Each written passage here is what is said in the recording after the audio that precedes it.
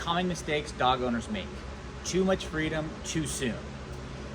So what does too much freedom too soon look like? This is sending your dog out into the backyard to go potty when they don't have any potty habits built up. This is going to lead to them just sniffing and marking on everything, and then needing to sniff and mark on anything to go to the bathroom. Right? That's going to translate when you go outside. They're going to need to sniff and mark on everything in order to just go to the bathroom. And for me, one of the most ideal things is to be able to open the door and be like, go potty. The dog goes potty, they come back in. And then later on, it's time to go outside and hang out. It's like, hey, let's go outside and we can hang out, which they will probably go to the bathroom. But now it's the time to go do those things. Creating a clear distinction is very key.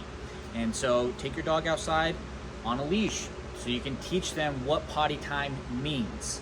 All right, this is just going to help you out in the long run. And then again, when you go outside on the leash.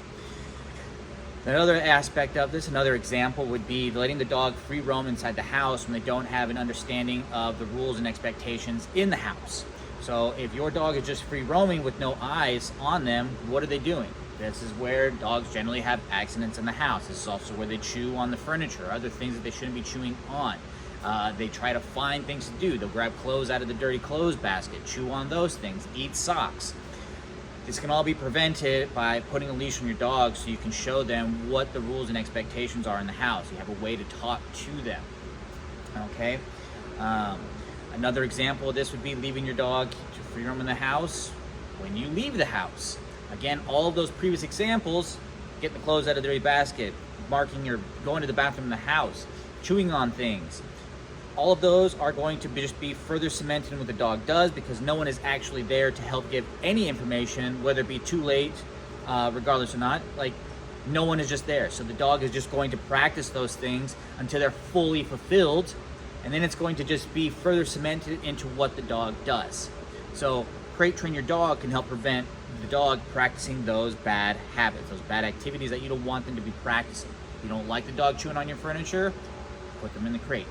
You don't like the dog like having access to the house, crate train your dog, all right? When you're at the house, have them on a leash so you can prevent these things. You can show the dog, you can give them something to chew on. You can show them when it's potty time by taking them outside. They try to go to the basket, the dirty clothes basket, you can grab the leash. Because I'm also watching you. So all of these things can help you prevent it in working towards the bigger goal of giving your dog those freedoms, right? The ability to free roam and have the unsupervised time is a privilege, and a privilege is earned, not given.